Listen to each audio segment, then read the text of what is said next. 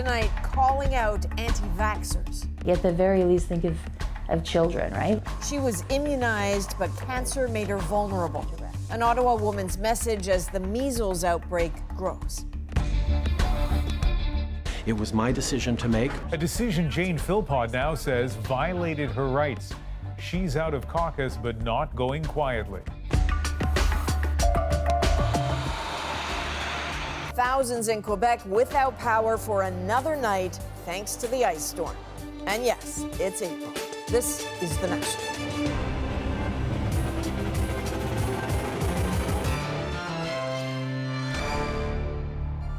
It is dangerous, extremely contagious, and in most cases completely preventable, but still, the number of measles cases is climbing. In Canada, more than 30 people across 4 provinces have become sick. And in the U.S., it's even worse. The numbers in New York City so alarming. Today, the city ordered mandatory vaccinations in some neighborhoods, mainly clustered in an ultra-Orthodox Jewish community, targeted by misinformation. We will go there in a moment. But let's begin closer to home with an Ottawa woman's powerful plea for people to just get vaccinated. She's one of 2 people in the city to contract the disease, even though, as Evan Dyer explains, she did everything she could, everything you are supposed to do to avoid it. And when that test came back positive, it was like, no, it's measles, and we have to really think about this. It was supposed to be the trip of a lifetime, a gift from a cancer charity. Jada Kelsall is a huge Harry Potter fan, and she chose the UK. About a week after we got back, I started to feel quite tired on the Friday night. That was followed by a high fever and a rash that landed her in hospital. But the measles diagnosis was a shock because she's been vaccinated. I tested positive for the vaccine antibodies, which means that I should have been immune. But Kelsall's immune system was weakened by chemotherapy. She spent 8 days in hospital, 5 in an isolation ward, while public health officials warned the city. I was reading people's comments, assuming that I was an anti-vaxxer or all these things, and calling me names, and like the Reddit feeds were awful. People saying that my parents should be put in jail and stuff for not vaccinating me, and that's ridiculous. Like, they just didn't understand that it's not just the anti-vaxxers that are going to get sick. Kelsall knows her immune system is weak and even got an extra booster shot, but that wasn't enough to protect her because of her cancer treatment. What protects vulnerable people like Kelsall is everyone else getting vaccinated. We call it the elimination threshold, which means that there's enough people who are vaccinated to prevent the virus from circulating in the environment. And that's really where we are in Canada, but that's at risk. So when we have a collection of people who are not getting vaccinated, you're creating a pocket where the virus can circulate. Right now, the pockets of low vaccination are in Quebec and BC. Even though she initially feared backlash, Kelsall is now sharing her story and her message for anti-vaxxers. Why? Why would you want to risk exposing yourself to something that not only could affect you so badly, but anybody around you who's not vaccinated or who's vulnerable? Just do it. Do it for the people around you who can't. Evan Dyer, CBC News, Ottawa. New York City is taking a different approach to convince people to get their shots. Faced with 285 cases, it declared a public health emergency today and is now threatening some people with a $1,000 fine if they don't get vaccinated. Stephen D'Souza visited one of the communities being targeted. Since October, health officials have been fighting a losing battle against the measles in this small, tight-knit section of Brooklyn. It's home to a large, ultra-Orthodox Jewish community and almost half of all the measles cases nationwide. The rabbis all say they recommend the vaccination. Well, my rabbi said otherwise, and I will not name him. Preventative measures are not a reason to inject toxins into my child's body. Doctor? This rabbi says his community faces the same challenges as everyone else. The majority support vaccines, but a small few question established science. Very small, minute percentage of the community get fooled because they love their children so much. He says there's nothing in the Jewish faith that counsels against vaccinations. But many here have been targeted by aggressive, sometimes anonymous anti-vaccine campaigns. There have been hotlines and conference calls set up to spread misinformation. And this magazine, published by a group called Parents Educating and Advocating for Children's Health. It deceptively weaves fact with fiction, using cartoons like this to heighten fear. If somebody presents himself as a doctor, as a lawyer, selling them garbage, some of them will basically fall for that, and it's very difficult. New York officials say they're also troubled by reports of measles parties, parents purposely exposing their children to the disease in an apparent attempt to boost immunity. We don't want children or adults to be unnecessarily exposed to measles because there are serious consequences to that. The city will scan records of anyone who's come in contact with an infected patient and will fine those who are found to be unvaccinated. New York's mayor says he's certain they have the legal power to do this. We cannot allow this dangerous disease to make a comeback. With Passover coming up and families gathering, Rabbi Niederman says the time to act is now. The religion tells us you have to do everything what you can to safeguard your health. A message he hopes will spread quickly through the community. Stephen D'Souza, CBC News, New York. New York's health department has traced the measles outbreak there to unvaccinated people who visited Israel, which has been struggling with its own outbreak for about a year. They brought it home and set off a wave of infections, and not just in New York City.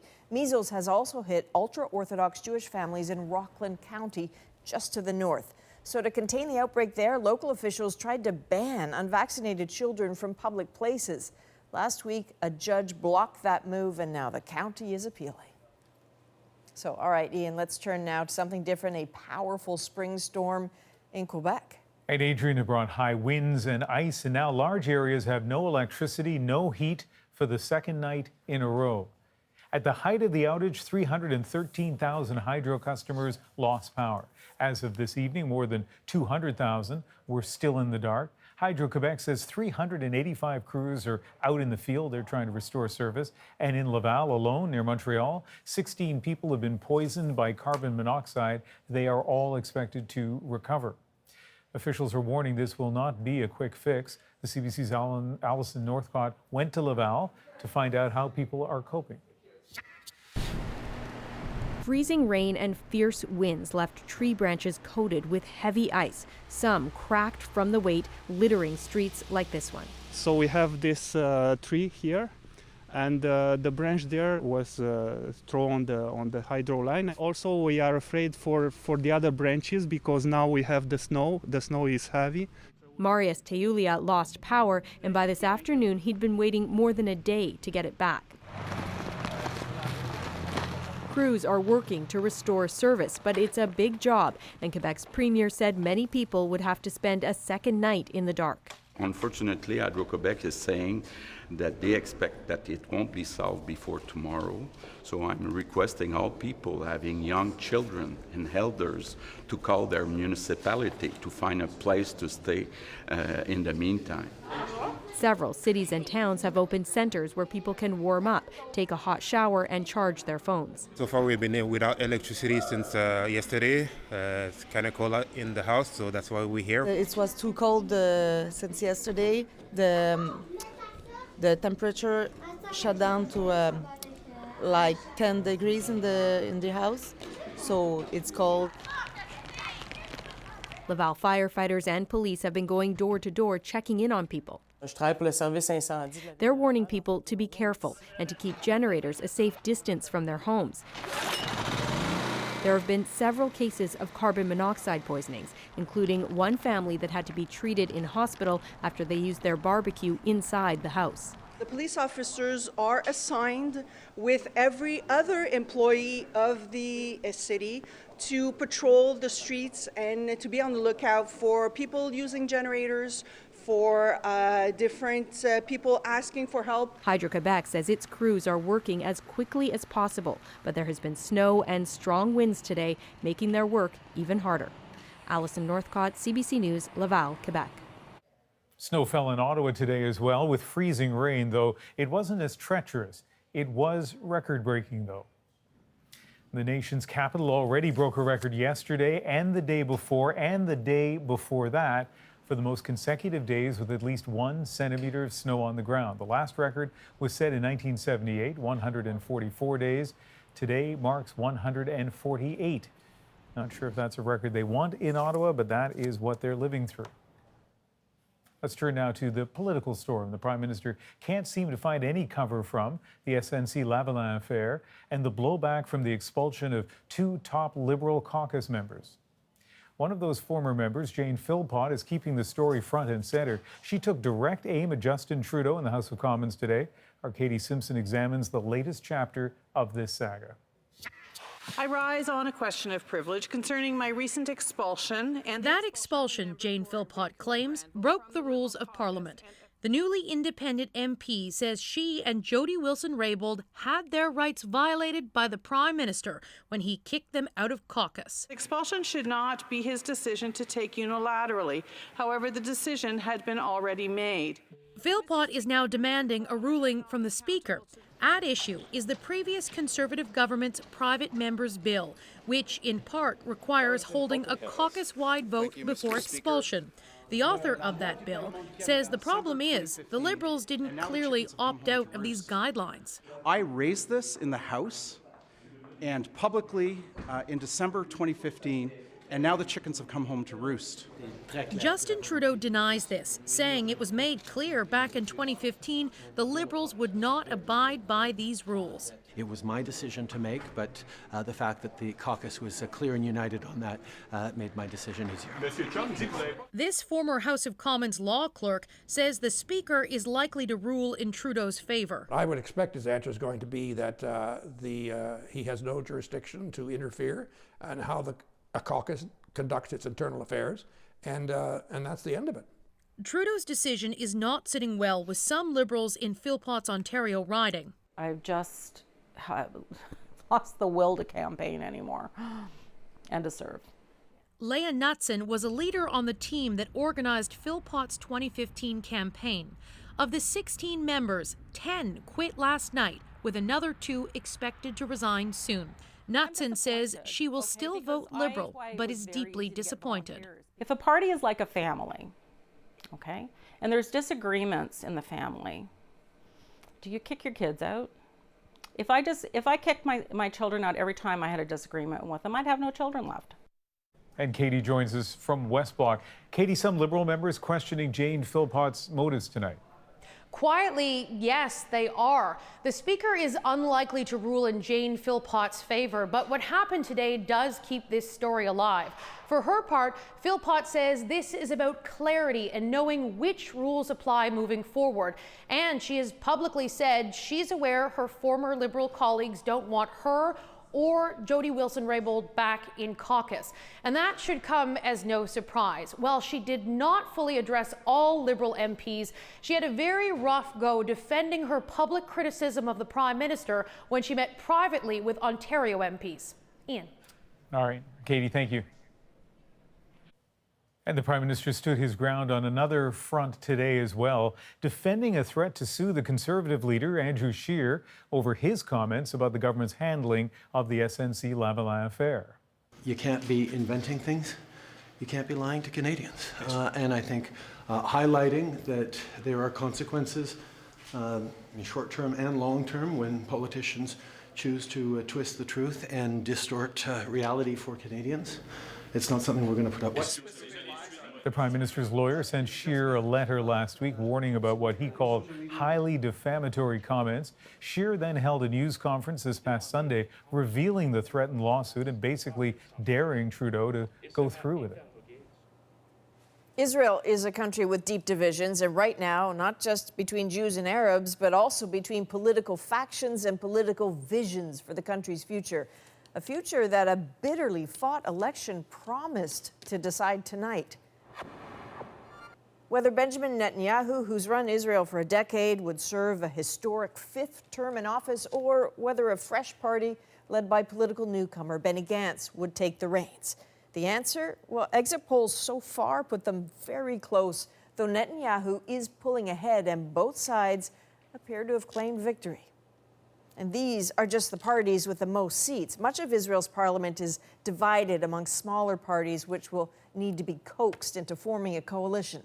As Susan Ormiston explains from Tel Aviv, if Israelis were looking for a decisive, clear answer, they're going to have to wait. Benny Gantz, a political newcomer, has proven that at least he will have to be reckoned with. If this election was a referendum on Benjamin Netanyahu, this crowd mounted a robust test. No matter what the final result will be, this newly minted party, blue and white, has made extraordinary gains in this election. But late tonight, Benjamin Netanyahu rejected that possibility. As more votes were counted, but without official results, he emerged to claim victory. In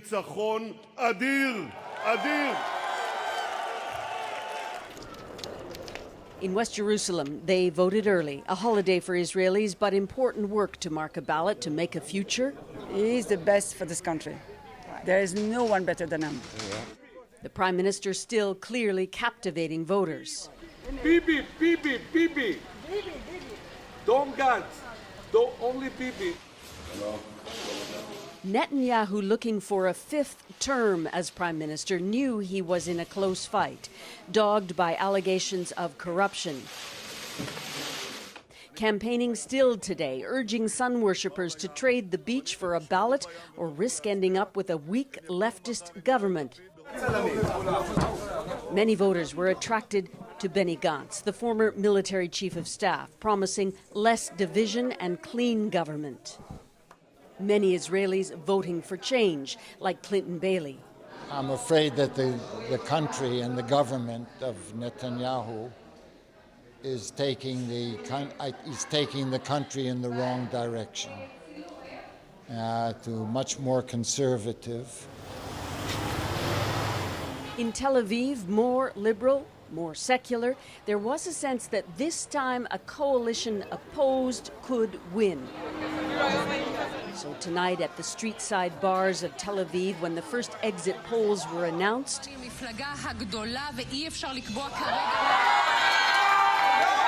enthusiasm, showing an early but inconclusive trend away from Likud that did not hold.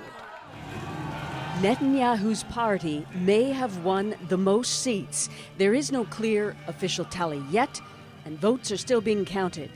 But he appears to have survived. Susan Ormiston, CBC News, Tel Aviv. Here's some of the other stories we're following tonight. U.S. Attorney General William Barr says he is set to release the long-awaited Robert Mueller report. From my standpoint, within a week, I will be in a position to release the report to the public. But it will be redacted in places, Barr saying that was necessary to protect intelligence sources and methods. Democrats are still demanding to see it in full. Last month, Barr released a 4-page summary of that report stating that Mueller didn't find a criminal conspiracy between the Trump campaign and Russia during the 2016 election. Full House star Lori Loughlin and her fashion designer husband are among 16 parents facing new charges in the sweeping college admissions bribery scandal. Federal prosecutors have handed down money laundering charges. Yesterday, fellow actor Felicity Huffman pleaded guilty to related charges in the alleged rigging of college entrance exams and bribing coaches at elite American universities. And the Dalai Lama was admitted to a New Delhi hospital today with a chest infection. The 83-year-old Tibetan spiritual leader was at his home in northern India when he felt discomfort and had to be flown to the Indian capital. He's now in stable condition, but is expected to remain in hospital for 2 to 3 days. Ahead tonight, Theresa May flies to Europe to push for a Brexit delay, but no one was there to greet her. And we'll look at how businesses are cashing in on a good night's sleep. And you have to stick around for our moment of the day. It's about a fed-up farmer and her cantankerous ram. He's decided to take a bit of a liking to my butt, and every time I turn my back on him, he's kind of coming at me pretty hard.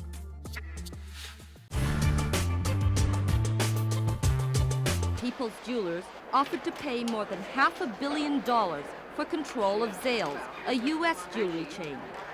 If successful, it would make Toronto-based People's Jewelers the largest jewelry retailer in the world. It's part of a growing trend in corporate concentration. Canada's largest companies are becoming even larger. Over the past 2 weeks alone, Canadian corporations have made takeover bids worth more than $6 billion. Last week, the Reichman brothers of Toronto made a $1.2 billion bid for control of Hiram Walker Resources. This week, giant Emasco of Montreal made a $2.4 billion bid for Vancouver-based Genstar. And yesterday, First City Financial of Vancouver made a bid for the American company Ashland Oil. Price tag $1.9 billion US. Takeovers are creating concerns in the House of Commons. Some Tory backbenchers have been demanding that the government block the Emasco bid for Genstar, which itself took over Canada Trust, which then merged with Canada Permanent last year. Such takeovers, especially for financial institutions, reduce corporate competition in the Canadian economy, say some experts. It's estimated that about half of all of Canada's publicly traded companies are owned by 9 Canadian families. When you're down to maybe a dozen key decision makers who control a whole variety of things that affect Canadians' lives, I think there's just too much ability to control a marketplace. That view is disputed by Emasco, the conglomerate whose assets include the United Cigar chain, Imperial Tobacco, the cigarette manufacturer, and the Shoppers Drug Mart chain. An Emasco spokesman said today, Shoppers has in fact more than doubled in size since Emasco took it over in 1978, creating more jobs and wealth in the economy. But some experts warn that corporate concentration means consumers could end up paying higher prices for their goods. Well, I think that we run a real risk down the road of really exploiting consumers in terms of prices. Big doesn't necessarily mean that the goods and services can't be provided at the lowest cost possible. In fact, it may mean that they can be. Leach's company gained control of Union Gas in a heated takeover battle last year. And if we want companies that can compete on an international basis, and after all, that's the marketplace today, it's a world market.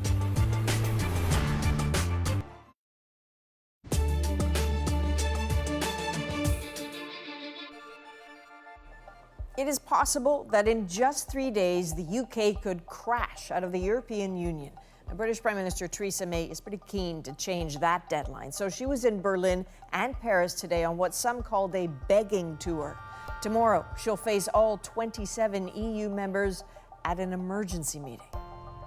Now, they want proof of a credible plan before they'll give May yet another extension. But back in Britain, cross-party talks on her exit strategy are not going well.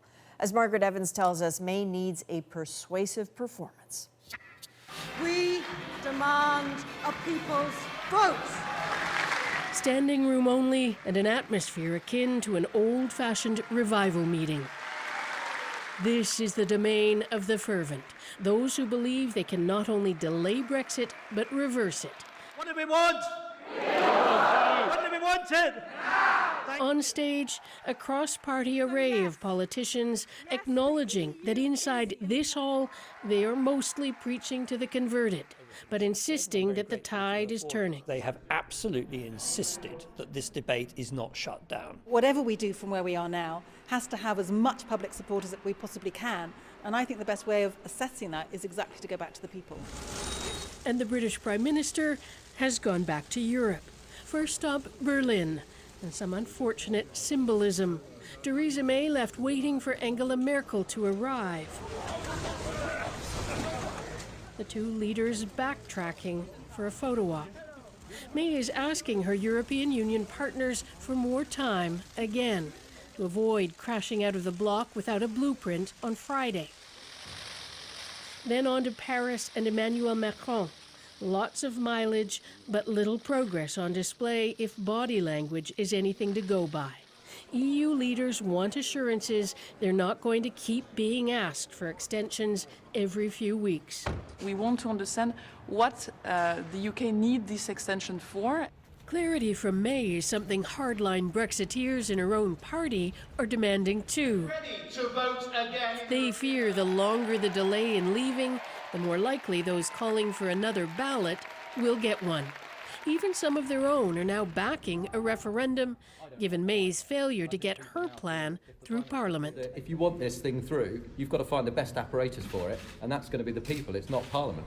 EU leaders will decide on the extension request at a special summit in Brussels tomorrow, and if so, for how long?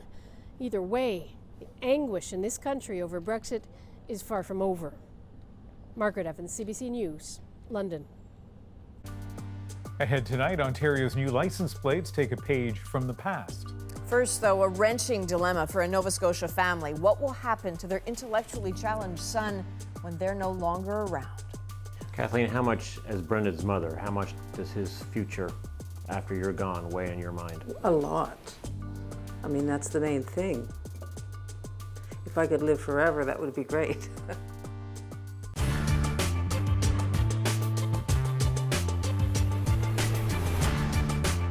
Just a good level? Give us a little more. I need to. I don't want to.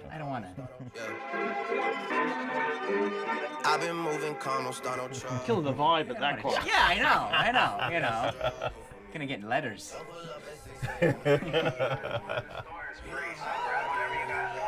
So I'm not the expert, but to me this is like Drake 2018, right? Yes, correct. What's happening here is singing, talking, rapping. You can't really pinpoint what's going on here. Yeah. And what's interesting is that the rules of rap has changed dramatically. Because if Run DMC in the 80s or LL Cool J or Beastie Boys were to tell you the rules then, they would be very, very pissed off right now. Yeah. And say the rules in the 90s had kept the rule book, kept it clean. The rule book now is getting quite dusty. And I'd say Drake is in the forefront of that. If you listen to this, what do you think? Like, what do you mean by that? What is he doing to hip hop today with a song like this?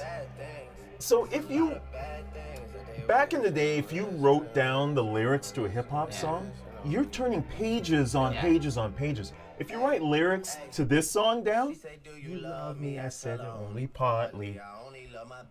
My mom, I'm sorry. You know, it's over. Yeah. That's about it. Yeah. It's very, very sparse, but I think it's also adding to what our brains need right now, which is a positive thing. We don't want dense right now. Yeah. If we want dense, we'll go read a novel or something quietly somewhere. But because music is so this much is consumable, this is digestible. It's digestible. It's basically the BPMs, the beat per minutes are slowed down. Yeah. He's basically repeating himself. Now I'll tell you this is very, very difficult to do, to make it sound so simple. The simplest things that are catchy are very, very difficult to make. So you're not, as a rapper, you don't scoff at this? No, I don't. I actually tip my hat to it, because if I were to try to make a very simple, laid-back track that repeats the same words, it's very difficult to figure out what those same words are going to be without annoying people, without boring people. It's got to be catchy. So, I mean, if he's going to say, it's even difficult to just, he's saying that they're wishing on me, but to say they're wishing, I wish, and I wish, Just kind of and drawl I it wish, out and and I all wish. laid back. If you sit back and go, okay, that they're wishing on me, how am I going to say that? They wish, and I wish, and I wish, and I wish, and I wishing on me. Not everybody comes up with that stuff. Yeah. Do you want more from him? No, I want him to do exactly what he's doing, and that's what we want from him. The second he tries to make the bad album after he's already made a bunch of thrillers, it's all gonna go downhill. Interesting. And that's what I also appreciate about him and his team. He's not trying to make, he's not trying to beat his thrillers. Yeah. He's just sitting right under that and saying, hey. She say, do you love me? I only love my bed and my mom, I'm sorry. He's not, why is it so infectious? Yeah.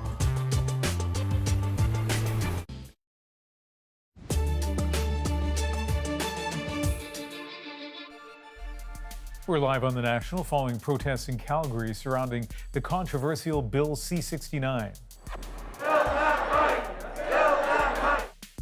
Angry Albertans descended on Calgary's downtown core this afternoon, protesting a Senate committee that was gathering input on the bill that would overhaul the review process for major energy projects. Police say more than 1,000 people showed up, including candidate for Premier Jason Kenney. After nearly 7 years, an inquest into a deadly stage collapse at a Radiohead concert in Toronto has wrapped up. The collapse killed drum technician Scott Johnson. His father says he hopes his son's death was not in vain. So I think the outcome here will make changes, and improvements. The last 2 weeks of testimony revealed poor safety standards and that the stage was missing a brace that could have prevented its collapse. And the NHL has announced the defenseman Slava Voinov's suspension will be extended for all of next season. Voinov recently applied to be reinstated into the league after being suspended in 2014 following his arrest in connection to a domestic violence case. The league says it is extending the 29-year-old's suspension for what it calls unacceptable off-ice conduct. We're going now to Nova Scotia, where many people with disabilities are faced with a choice to move into a large facility or join a wait list 1,000 people long for a space in a smaller home. Now, Brendan Purdy-Smith is on that list, a young man who right now is thriving without an institution thanks to his community and, above all, his parents' love. But as Tom Murphy shows us, the fear now is how fleeting this all is. Push. Okay, let's start again. This is Brendan Purdy-Smith at age 11. A piano lesson with a favorite teacher, but this is as far as he will ever develop. Short, long. Very nice job, bud. He's an adult now, but the notes he plays are still the same.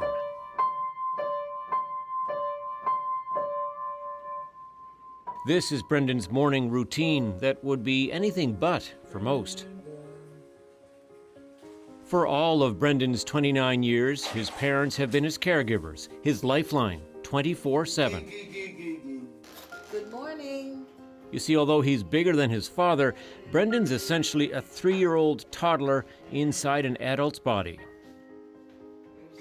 But like us all, he has a personality, a life, even a job, because his parents Kim and Kathleen have been determined to make it so. So Brendan did a lot of things himself this morning. But it's his next phase in life that consumes Kim and Kathleen now. Kathleen, how much, as Brendan's mother, how much does his future after you're gone weigh in your mind? A lot. I mean, that's the main thing. If I could live forever, that would be great.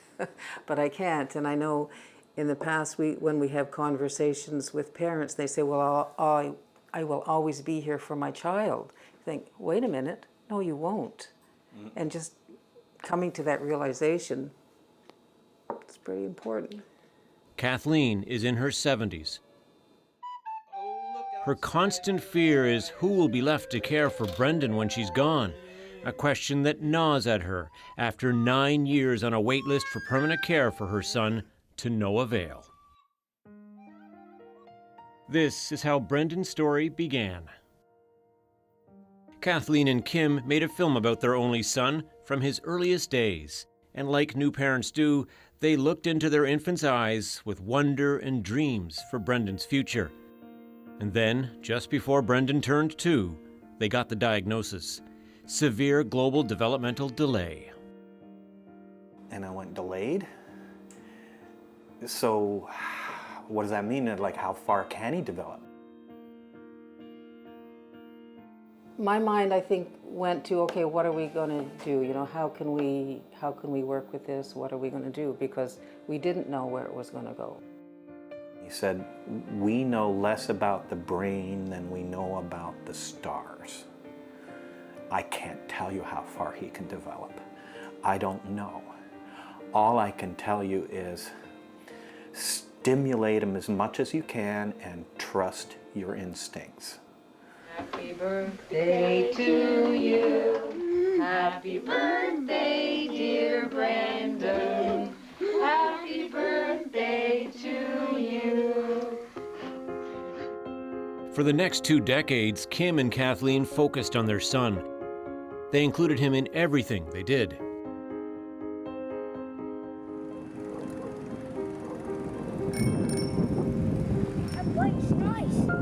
Would you say it was a good day? Was it a good day? You say yeah, yeah. Was it a good day? Yeah. Yeah. Yeah. Give me one of those big sloppy ones. Thanks, buddy.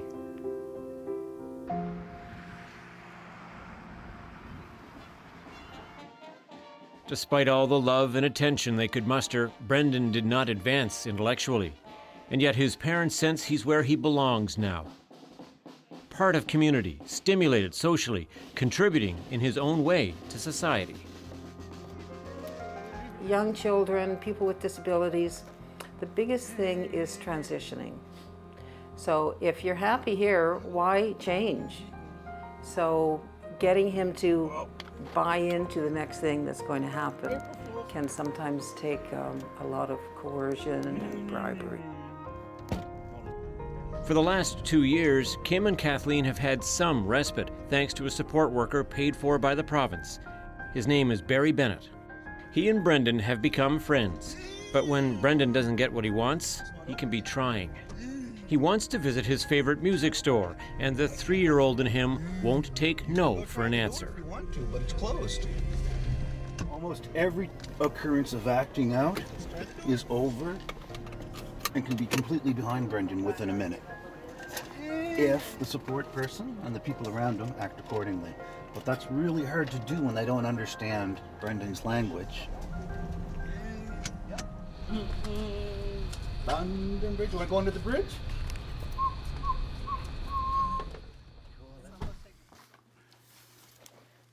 Most of them are in the vein of the reverse die. This is Brendan's job. He and Barry create and then sell tie-dye t-shirts inspired by Brendan's love for mixing colors. On this day, they're dropping them off at local shops. There's your money, Brendan. Thank you. And we're lucky in that this business model with this entrepreneur, he's able to participate in these things and make them happen. The money Brendan makes goes to buy supplies and gumballs.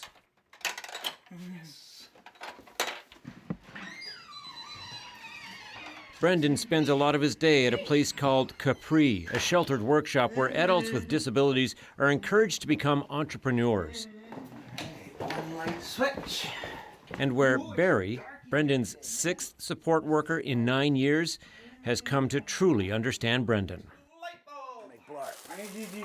Yeah, do we need these? He's way smarter than anybody would give him credit for. He knows how to communicate way more effectively than we know how to interpret what he's saying. I'm gonna come sit here and Tom's gonna sit over there. Brendan has more than 100 signs that are unique to him. It took Barry a year to learn them all and catalog them on a YouTube channel for future support workers. All right, now we reverse the camera. Can you see your face? All right, can you see your face? Hey guys, it's Brendan and Bear. We're just doing an update for our blog, and today's pretty exciting because we have friends visiting us at the Makery. Brendan, who's here today? That's Steve on the camera, and Tom, Diane way back there. And they're here making a day in the life of Mr. B. Show me Dad. Dad. Show me Mom. Mom. Oh, hey, thanks, man, for the love. Can you show me the sign for piano, please? Piano! When we get the pianos, right? The music store, when it's open, has an open-door policy for Brendan. He's welcome anytime. And that's where we get a glimpse of something that gives him pure joy. Awesome. Do we need to get this man to learn how to talk? Why would we ask him to do that? I don't ask him to learn how to talk. His needs are being met by using his own communication. He doesn't have to meet my standards or everybody else's standards. They need to learn his language, his communication style. That I believe.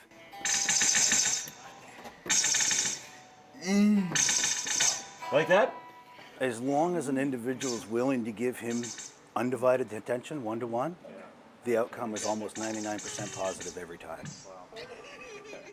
The worst thing for this to happen would be to Brendan to go somewhere and sit in a room all day and not be engaged. Tweety bird. That's a little bird. So this is Brendan's plan. This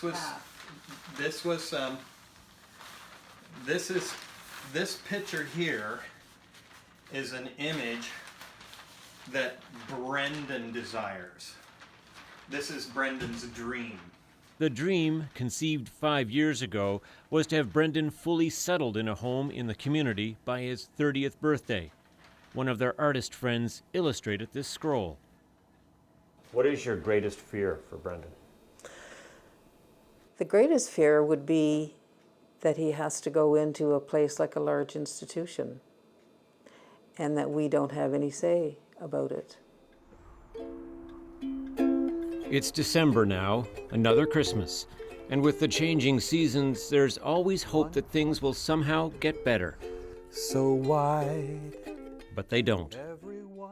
The family still clings to that provincial waitlist for permanent care. And now Barry, Brendan's support worker, has had to go on a leave of absence. So the family is back to square one, with Kim and Kathleen left to care for Brendan on their own once again. Yeah, it's a challenge. I mean, we go through these different times when it's oh yeah, everything is fine, you know, and then it's like something comes at you, which is like, wake up, you know. So that's what, I don't know. The reality of the situation. Yeah. How are you managing? How are you doing personally? Well, mostly, I mean, okay, right? I think it's, oh.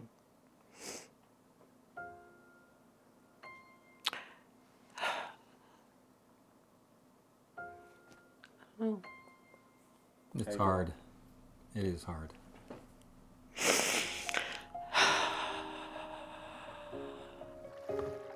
It's at times like this when their fears of Brendan ending up in a large institution take hold. I can't imagine what it would be like for him. I mean, I can see him, you know, acting out, having bad behaviors, not wanting to do anything. I don't know what he could just end up depressed and overweight, watching TV and nothing else. Yeah, I mean, this is what I'm afraid of, that that he would really be in a downward spiral and maybe be given medication. Like, he doesn't take any medication, but I know that this is what the system, you know, one of their main techniques is to use medication. He'll just be managed.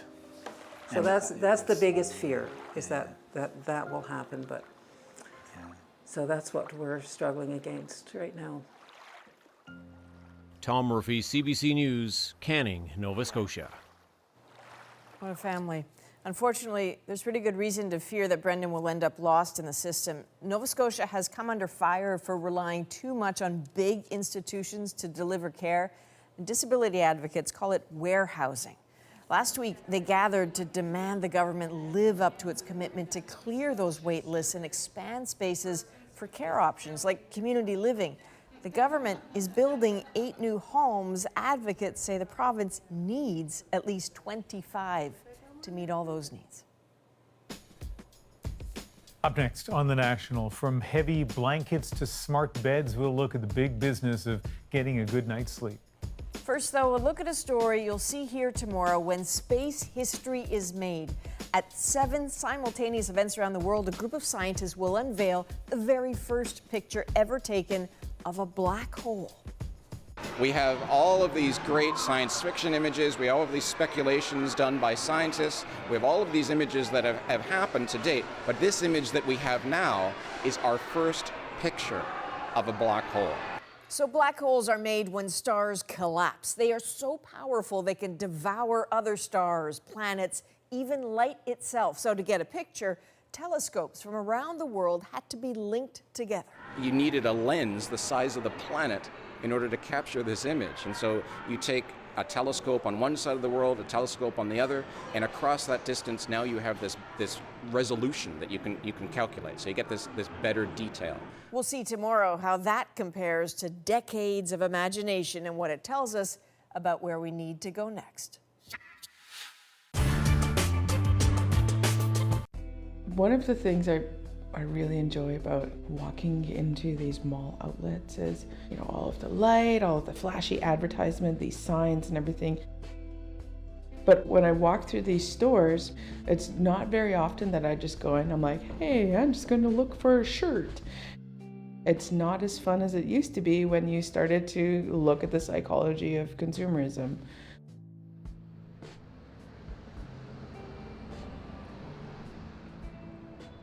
My name is Ursula Johnson, and I'm an interdisciplinary artist based out of Dartmouth, Nova Scotia. With this work for the Winnipeg Art Gallery, I really wanted to focus on the idea of the conversations that have happened already, initiated by Indigenous female performance artists. Shelley Nero, Rebecca Belmore, Laurie Blondeau, and Cheryl Rondell, for instance. And I thought, well, what if we play with that idea of fashion photography with regards to consuming the female body? There has always been this, this notion of the exoticized Indigenous female body. When Disney came out with Pocahontas, she was this beautiful, glossy, young Indigenous woman. It's she can sing, she's beautiful, she speaks with the tree. So it was this notion of stereotype perpetuation. But if you looked at the actual structure of her body, in that animation, it was very, kind of this Barbie doll-like body where it was nobody really looks like that. I commissioned a local photographer in Halifax by the name of Steve Farmer, and I went shopping. And they would ask me, can I help you with something? I'd say, actually you can. I'm wondering if you have anything Indian in your store. Something appropriated from Native American culture, maybe something with beads, feathers, and fringes. And then I held a little fashion shoot. And then I took text that I had requested from those 4 Indigenous female performance artists. I asked them to write a response to kind of the topic of the commodified Indigenous female body. And so some of the quotes that they gave me were maybe memories they had from conversations with people, or some of them were their own words of trying to break down those notions of those stereotypes. So I was looking at the notion of that space between the text of these words of these Indigenous female artists and then my body. And so that was where the title Between My Body and Their Words came for this commission for the Winnipeg Art Gallery. Looking at those ideas of consuming this female body, especially at this time when we're experiencing a national crisis with regards to Indigenous women who are missing and murdered all across this country, and other countries are all over the world as well. There's not any real super engaging critical conversations. Nobody thinks about that because it's the Indigenous body who has been kind of pushed aside and brushed under the rug as, the role of the, well, you're supposed to be here and, not be seen or not be heard type of thing, unless we want to sexualize your body, then we'll put you at the forefront.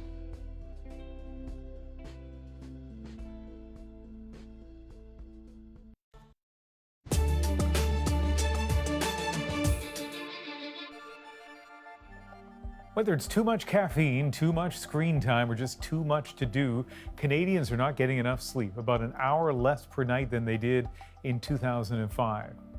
And even those who do get that full 8 hours don't always feel rested in the morning. It is a growing health concern, but also, as Diane Buckner explains, a booming business opportunity. You actually open up one more of these? Omar Shaban and his cousin, Fahad Javed, just received a new shipment of their product, the Gravid weighted blanket. This is all inventory that's going to be processed and shipped all out the door by tomorrow. Consumers buy the $160 blanket with the hope it will ease their anxiety for a better sleep. So it's definitely a polarizing effect when you use this blanket. It's either going to work for you instantly or it's not going to work at all. The same can be said about sort of any medication as well, right? Like not every medication works for every single person. Poor sleepers are trying more than weighted blankets. Introducing Luna, the first mattress cover that makes any bed smart. There are devices to manage the temperature of your bed. Just like a metronome, Dodo helps slow down your breathing. The way you breathe. Even bedtime stories. Well, hello there. Read by celebrities such as Matthew McConaughey. She climbed into bed and allowed her head to fall into the pillow. Alternative sleep aids are a growing category, estimated to be worth $30 billion worldwide. Research shows the number of Canadian adults with insomnia increased 42% over an 8-year period. A third of Canadians don't get the recommended amount of sleep. So we've got a number of different products that help really create a comfortable environment for sleep. At Shoppers Drug Mart, Chris Potter oversees the company's WellWise division. So we've got a white noise machine that really helps deaden out all the background noise. The chain sells merchandise aimed at a wide range of health issues. We've seen a lot of innovation in the sleep category in the last few years, particularly in the technology space. With products to control humidity, noise, and comfort, the stores also have sleep specialists on staff. The medical community has been clear that a good night's sleep is really an important part of overall health and wellness, and companies are responding to that.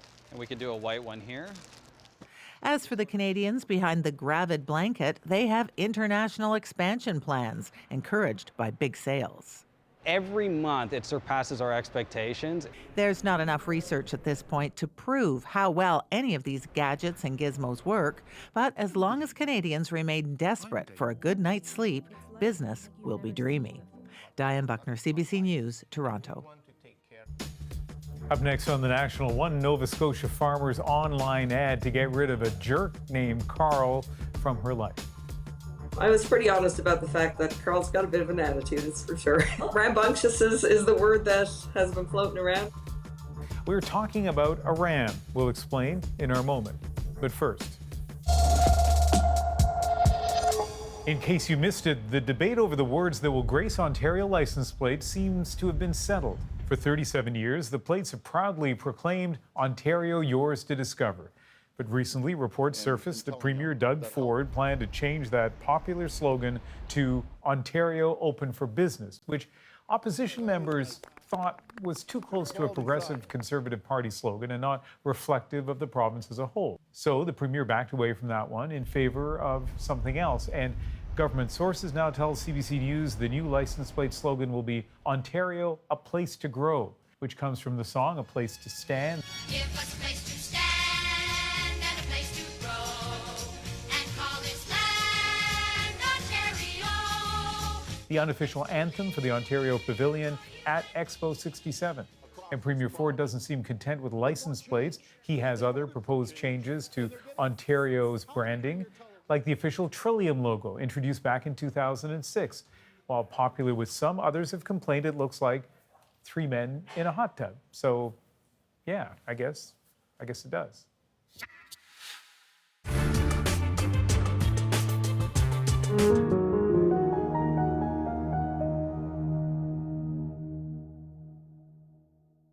It was a busy, busy, busy year. I think if you want to know about America in the age of Trump, there's one place to go to find out, and that's America. We went to a Trump rally in Houston in the sort of waning days of the midterm campaign. It is a show, and Donald Trump knows how to put on a show. Ted's opponent in this race is a stone-cold phony. As a journalist, we're kept in a pen in the middle. Kept saying the fake news back here. Then Trump makes a reference to the media out there, right? And he'll gesture to the pen. Suddenly, everything changes. The tone in the room darkens. And so, you know, how does that make our job more difficult?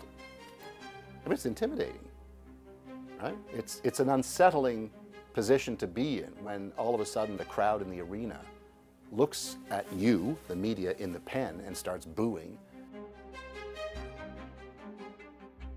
And then the rally ends after an hour or something like that.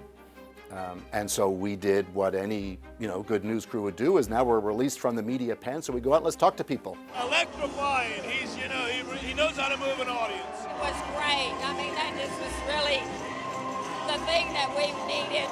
And people were, pumped up because they'd just seen Trump, but pleasant again, which again reminds me, and I think should remind all of us, that everybody who supports Trump, they're just Americans who happen to believe in this guy and the things that he says and stands for. But they're nice people.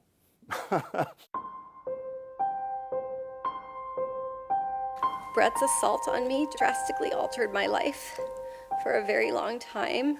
When I think back to moments of the year, and I think of Blasey Ford just telling her story in such a believable way, to be contradicted by Kavanaugh, but then within a few days, well, we've decided that we can't get to the bottom of it really, so blah, blah, bada bing, bada bang, he's in. I take this office with gratitude and no bitterness. That was an unusual, to say the least. I think what resonated with me and, millions of people is just what it must have taken for her to do that. How hard that was to do, knowing the fallout that would come from that. I don't think I'll ever forget it. It was remarkable. This is The National. Tonight, residents of a tight-knit Florida community are face to face with the horror of a mass shooting, and the script is eerily familiar. You live in the States long enough as a journalist, you're going to cover a lot of mass shootings. It's just the way it is. And I've covered my share of them in my time here. And so this year we had Parkland. And like so many other such shootings, what has followed this one is outrage and despair. If you do not stand with us by saying we need to pass common sense gun legislation, you have chosen death, and none of the millions. After Parkland, there was the rally in Washington.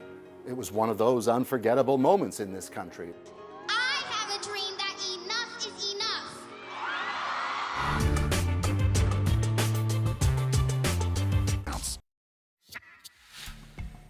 There he is. Cast your eyes on Carl. Now, the good news is he's an energetic ram living on a farm in Nova Scotia, but he's also a bit of a jerk, especially when he's around his owner, Sue Earle. So she decided, Carl, you've got to go.